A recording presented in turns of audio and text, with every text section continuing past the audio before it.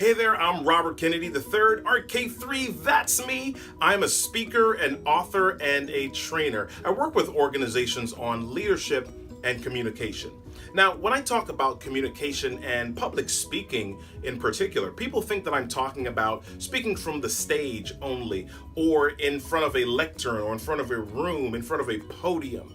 But that is not the only place. Those are not the only places that communication and speaking are critical or important. There's one place that many people are nervous about that speaking and communication is critical. It's probably the most important thing, the most important skill that you can master at this event.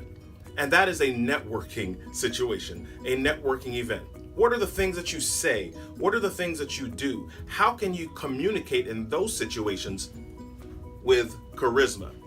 In this video, I want to share with you 3 steps. There are 6 overall, but in part 1, I want to share with you 3 steps, 3 things that you can do when you go into a networking situation to help you communicate confidently, clearly, credibly, and in this case, with charisma.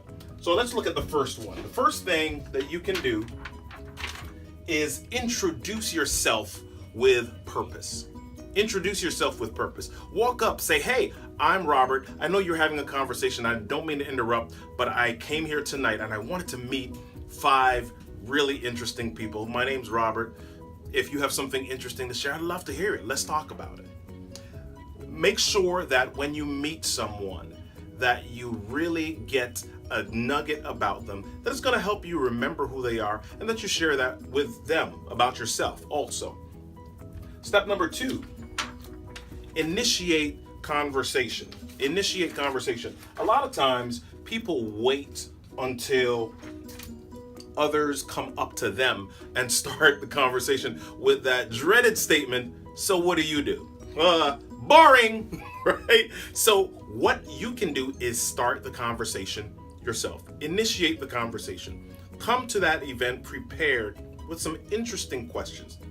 Questions that are going to be memorable, questions that are not the same old boring questions that people get at every single event. Step number 3, be different.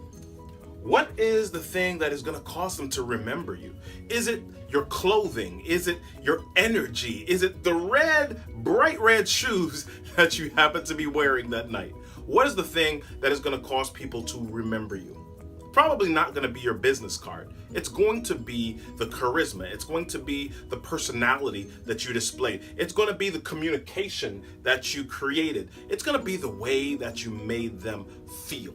So what is it that you can do to be different and be memorable? All right, I'll repeat those 3. Number 1, introduce yourself with purpose.